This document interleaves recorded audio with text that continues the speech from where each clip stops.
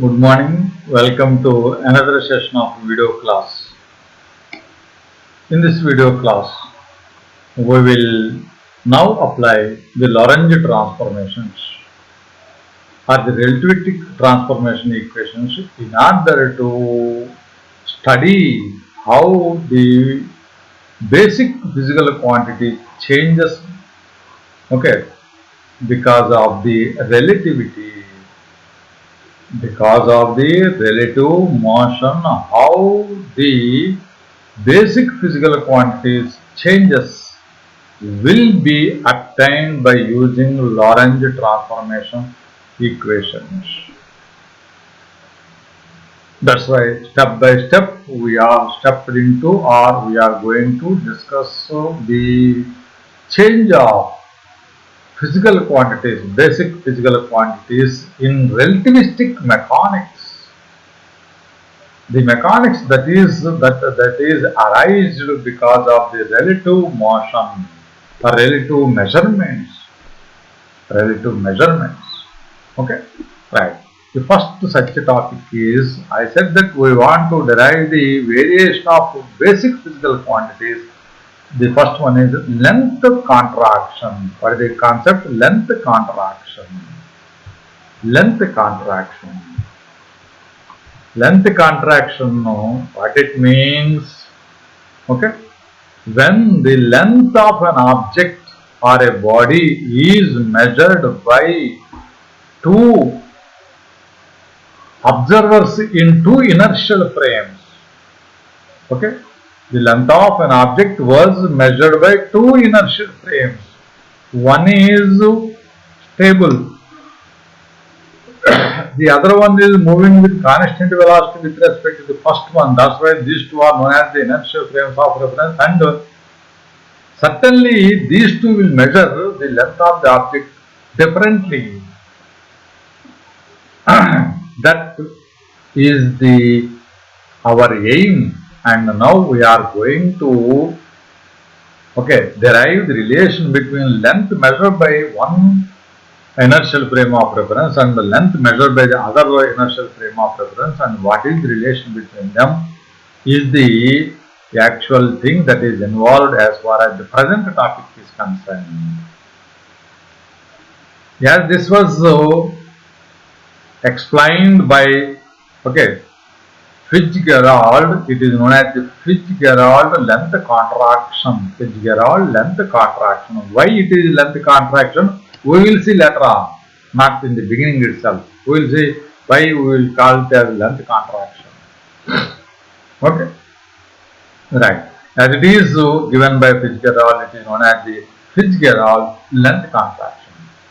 What we have to do, we need two inertial frames of reference. One is S and the other one is S prime. S is a stationary frame. S prime is moving with a velocity, with a constant velocity with respect to S in positive x direction.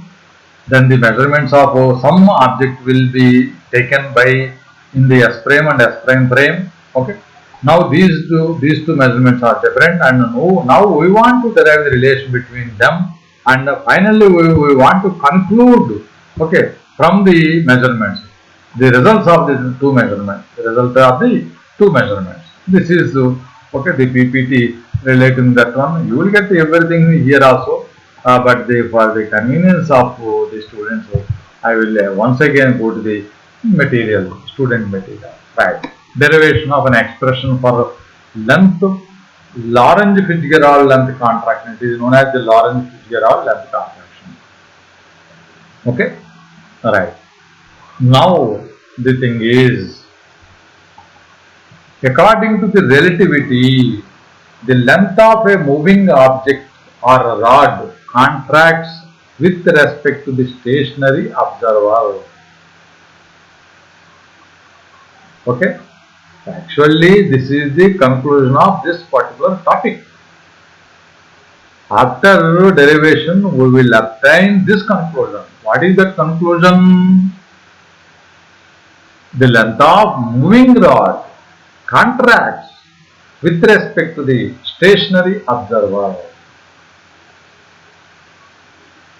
Okay, again I am telling you, The length of moving rod seems to be less or seems to be contracts when compared with original length when its length is measured with respect to a stationary observer.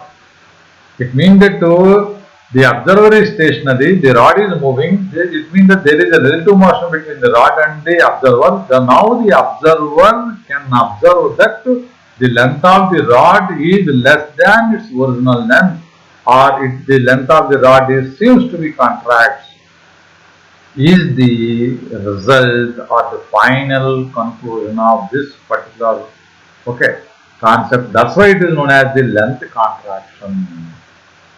Therefore, simply speaking, length of moving rod contracts in the direction of its motion with respect to a stationary observer. Let us see how it is possible and how it will be calculated and what is this kind of variation because that will arise in the relativity. Again, we have two frames of reference, S and S prime. S is stationary, S prime is moving with a constant velocity v with respect to S. The motion is along the positive x direction.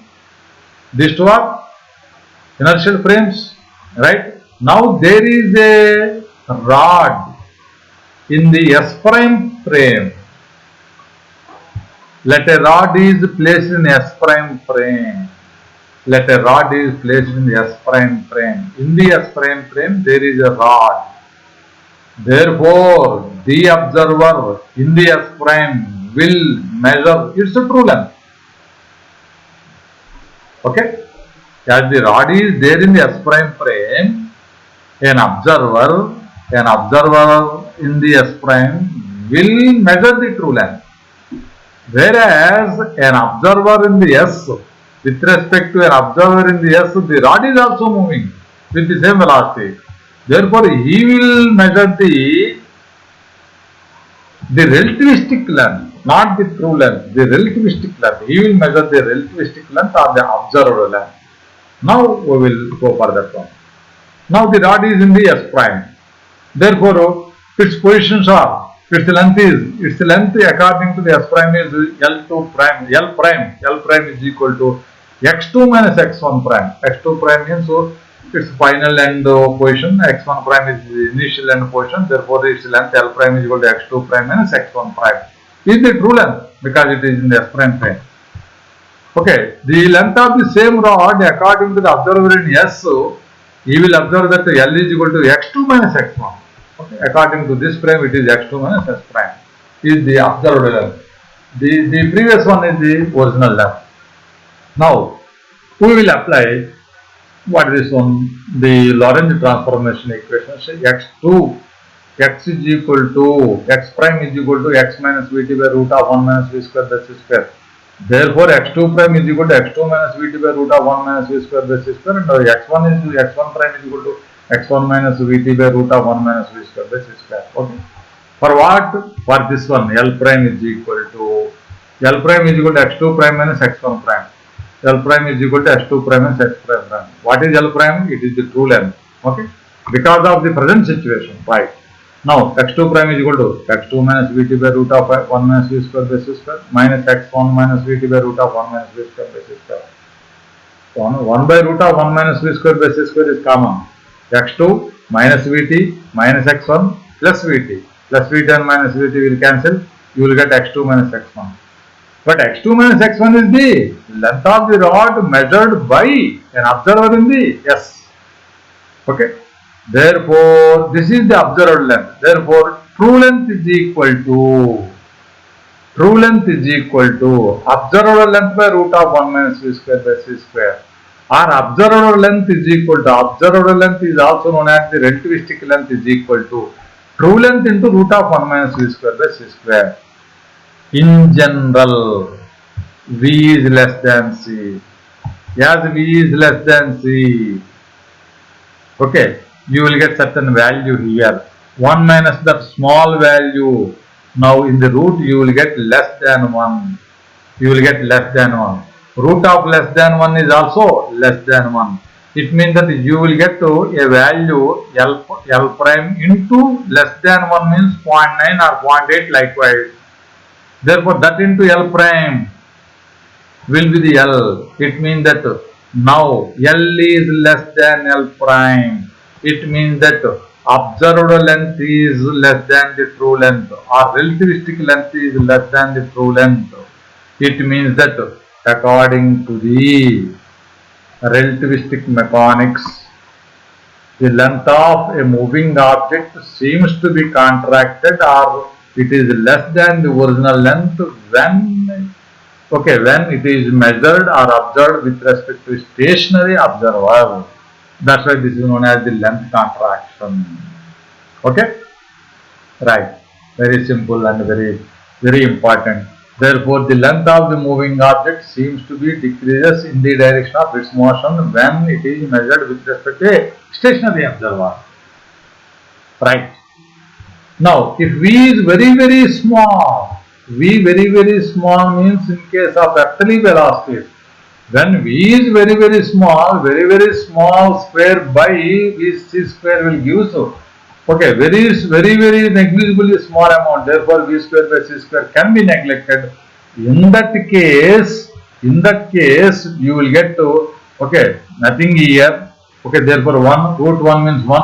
In that case, you will get to L prime is equal to L.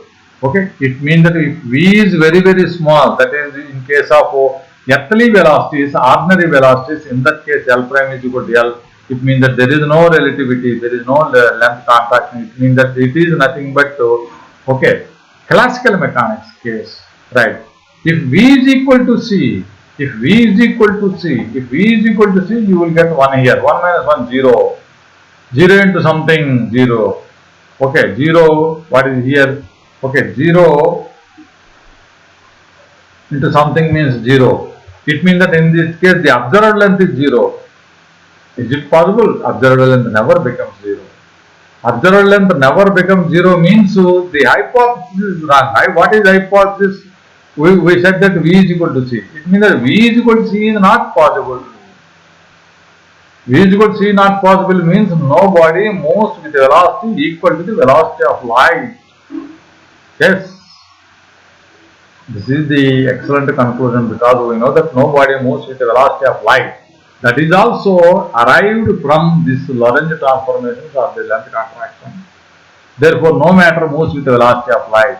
Very interesting. That is the prime name. That is the actual thing that we need. Right, that is true. Then now one more thing. Contraction takes place only along the direction of motion. Here the length contraction or dimension contraction takes place only along the direction of motion, not in the other dimensions. Okay, right. Contraction is reciprocal. Reciprocal means what reciprocal means if the observer changes. Okay, if the observer changes, it means that observer is moving and rod is stationary. In that case also, the length of the rod also seems to be decreases.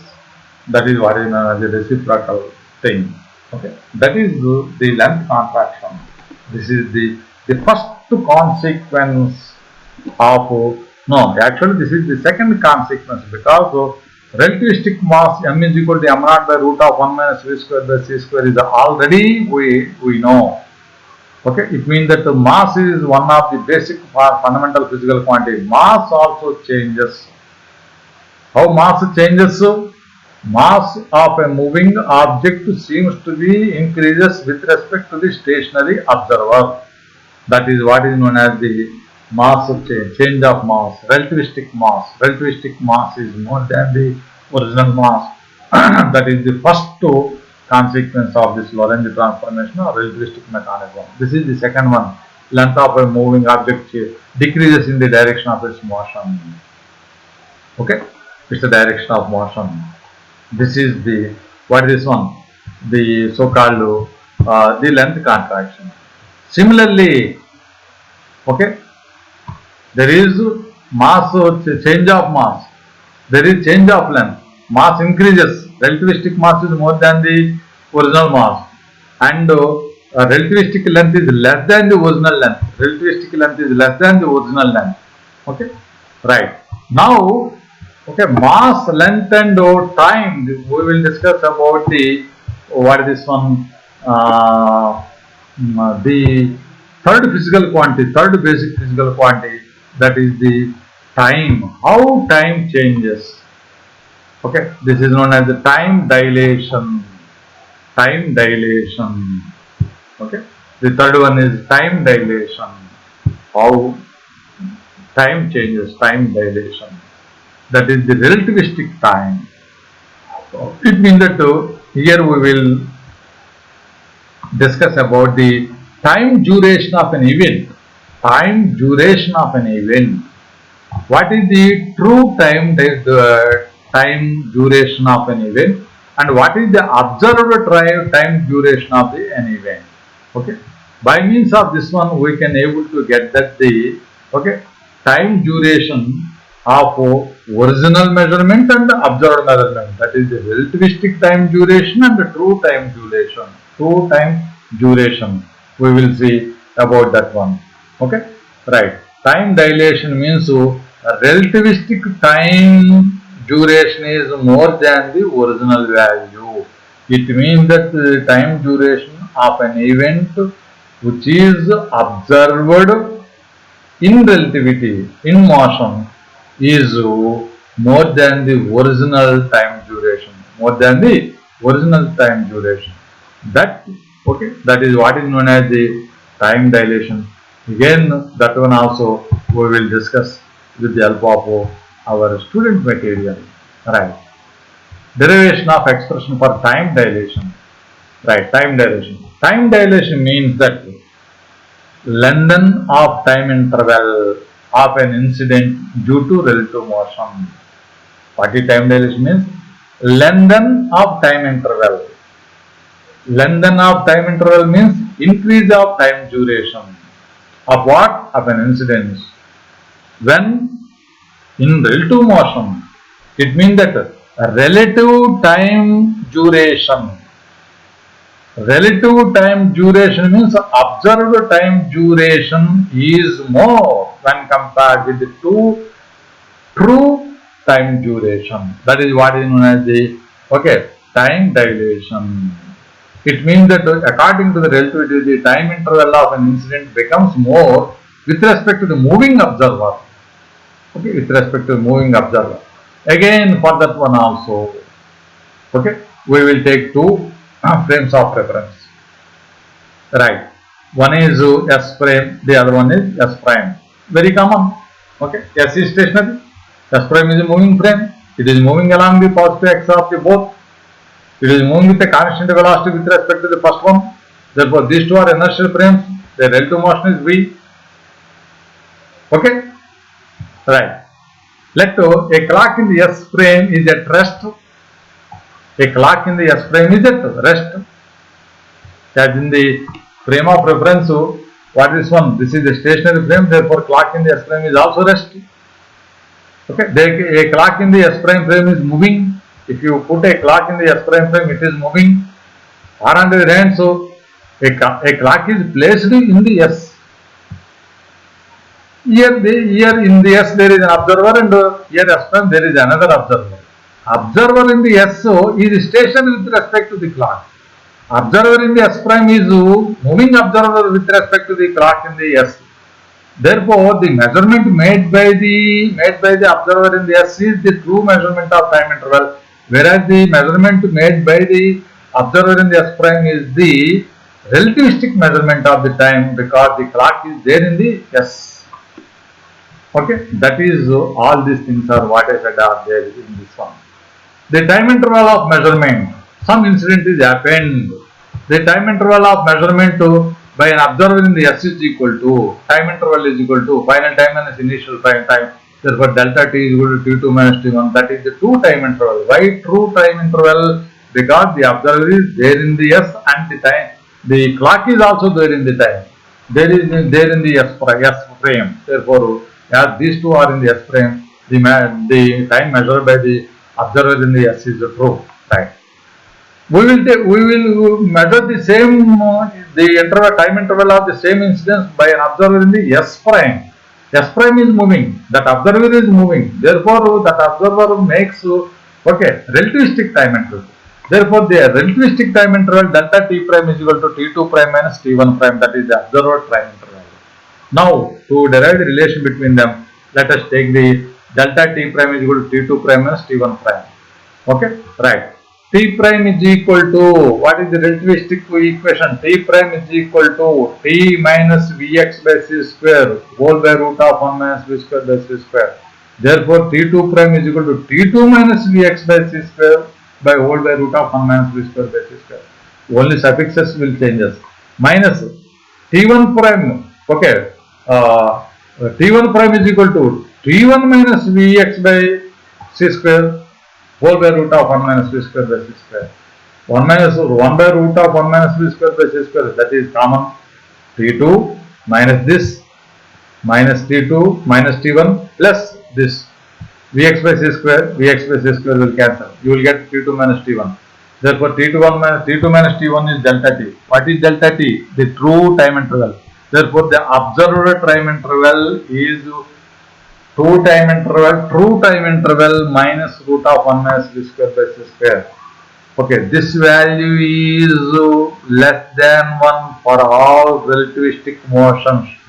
For all relativistic motions, v is less than c. Okay, therefore you will get less than 1. Something by less than 1 means now this value, the LHS value is more. It means that delta t prime is more than delta t. It means that the observed time interval or relativistic time interval is more than the true time interval. Therefore, if the time interval of an event is measured by a moving observer, then the moving observer will measure the time interval which is more than the true time interval. Right? Again, if V is very small means in case of earthly bodies, here also when V is small, okay, this is negligible, you will get 1 year, therefore there is no time dilation. It means that, okay, in ordinary mechanics or classical mechanics, V is very small. In that case, in classical mechanics, there is no time change. Okay, right. If V is equal to C, if the velocity of the relativistic velocity of the two frames is equal to C, then V is equal to C means you will get to 0 here. Something by 0 means infinity. It means that it is not possible. It is not possible means the hypothesis is wrong. Hypothesis wrong means V never equal to C. It means that no body moves with a velocity equal to the velocity of light. Okay? It means that no body moves with the velocity of light. That is the fundamental truth as far as the physics is concerned. Therefore, the fundamental truth is also established by means of this one. Right. Okay. If V is comparable to C, then in that case only what will happen? T prime is equal to delta T prime is equal to delta T. It means that the relativistic time is more than the observed time. Okay, relativistic time is more than the observed time. This is what is known as the time dilation. Therefore, once again, I am telling you that because of the relativity or relativistic mechanics,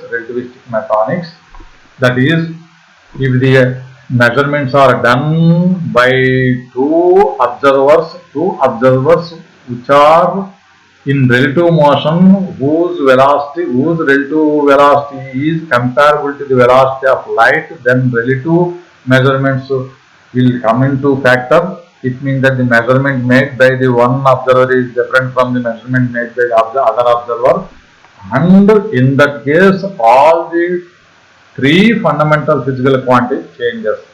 Mass changes, time changes, okay, and length also changes. Relativistic mass ante observed mass is more than the true mass.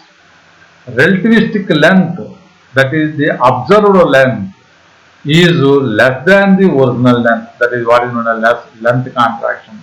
Relativistic time, that is the observed time interval more than the original time interval. Okay, that's why mass increase length contraction and time in dilation, time mode. These are the very